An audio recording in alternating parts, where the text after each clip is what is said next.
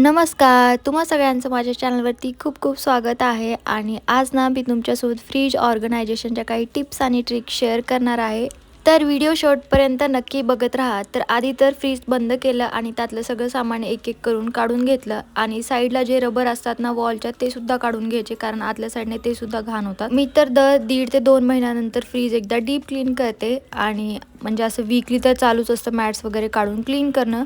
तर हे बघा एवढं सगळं घाण झाले, तर हे क्लीन करण्यासाठी एक DIY स्प्रे तुम्हाला सांगते. थोडंसं डिशवॉशर लिक्विड घ्यायचं, पाणी टाकायचं आणि त्यामध्ये खायचा थोडासा सोडा टाकायचा, किंवा तुम्ही फक्त सोडा आणि पाणी सुद्धा घेऊ शकता जर तुम्हाला डिशवॉशर नको घ्यायचं असेल तर. हे सगळीकडे स्प्रे करून घ्यायचं आणि हे रबर सुद्धा काढून ना व्यवस्थित स्वच्छ धुवून घ्यायचं. तुम्ही ना डिफरन्स असं चांगलाच नोटीस करताल, कारण डोअर क्लोज करताना एकदम स्मूथली क्लोज होतं. त्यानंतर आतले जेवढे काही म्हणजे ग्लासेस वगैरे होते ते सगळे स्वच्छ धुवून घेतले मी. आणि हे सगळं क्लीन होईपर्यंत आपण स्प्रे म्हणजे टाकला होता, तर त्यामुळे जी काही घाण डाग वगैरे असतील ते इझिली निघतील. सॉफ्ट असा स्पॉन्ज घ्यायचा जेणेकरून स्क्रॅचेस वगैरे येणार नाही आणि सगळं फ्रीज व्यवस्थित क्लीन करून घ्यायचं. स्पॉन्ज ऐवजी तुम्ही कॉटनचा कुठला कपडा वगैरे सुद्धा यूज करू शकता. हा स्पॉन्ज ना मी स्पेशली फ्रीज साठीच करून टाकलेला आहे, जेणेकरून तो त्याच्यासाठीच राहील. दुसरा कुठला स्पॉन्ज यूज करायची गरज नाही, कारण दुसरे स्पॉन्ज आपण इकडे तिकडे यूज करतो आणि परत ते म्हणजे फ्रीज अशा वस्तूंशी यूज करायला नको. त्यानंतर हे ग्लासेस वगैरे स्वच्छ व्यवस्थित क्लीन करून घेतले, कारण एवढा वेळ नव्हता की त्याला असंच नॅचरली म्हणजे हवेने वाळू द्यायला.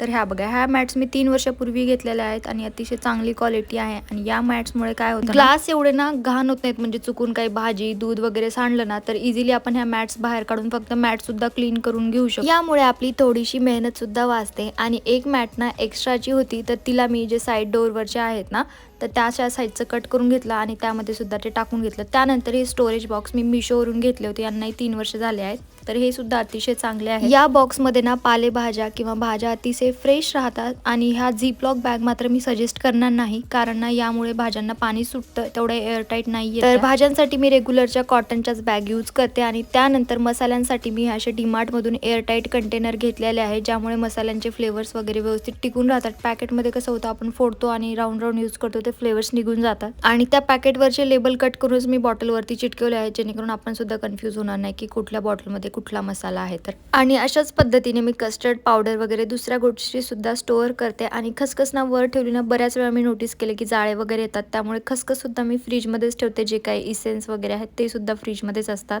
तर पॅकेटपेक्षा ना मला ह्या गोष्टी अशा पद्धतीने ऑर्गनाईज करायला आवडतात, कारण पॅकेटमधून घेताना बऱ्याच वेळा सांडले जातात, त्यामुळे हे जरा कन्व्हिनियंट वाटतं मला तरी, आणि दिसायला पण छान दिसतं. तर अशाच पद्धतीने आता डोअरवरती म्हणजे जे जे वस्तू ठेवते मी त्या एक एक करून ऑर्गनाईज करून घेते. सध्या सॉसेस वगैरे सगळं संपलेलं आहे, तर जास्त काही पसारा नाही आहे फ्रीजमध्ये. आणि मी फ्रीज क्लीन करायला पण तेव्हाच घेते जेव्हा फ्रीजमधल्या वस्तू रिस्टॉक करायला आलेल्या असतात त्यावेळी. आणि आपण हॉटेलमध्ये कुठेही गेलो की आपली ती माझी तरी सवय आहे की तिथले सॅचेट वगैरे सगळं उचलून आणायचं, तर ते मी अशा पद्धतीने एका ट्रेमध्ये सेट करते. आणि खालची जी ट्रॉली असते ना त्यामध्ये बऱ्याच वेळा काय होतं, भाज्यांना पाणी वगैरे सुटून ना खालची ट्रॉली घाण लवकर होते, तर त्यासाठी तिथे असा एक पेपर टाकू शकता तुम्ही. त्यामुळे हा पेपर चेंज केला तर म्हणजे ते सुद्धा लवकर क्लीन करायला तुम्हाला सोपं जाईल. आणि बऱ्याच वेळा कधी कधी असं होतं की फ्रीजमधून ना वेगळाच असा फाऊल स्मेल येतो ओपन केलं की. त्यासाठी तुम्ही काय करू शकता, एका वाटीमध्ये ना खायचा जो सोडा असता ना तो फ्रीजमध्ये ठेवू शकता, त्यामुळे फ्रीजमधून असा बॅड स्मेल येणार नाही. तर अशा पद्धतीने बघा, आता मी खालचं सेक्शन सगळं पूर्ण ऑर्गनाईज करून ठेवलं आहे. आलं आणि जे ओली हळद असते त्यासाठी एक टोकरी केलेली आहे छोटी, ते त्यामध्येच मी सेपरेट ठेवते. आणि जे काही लोणचे आहेत ना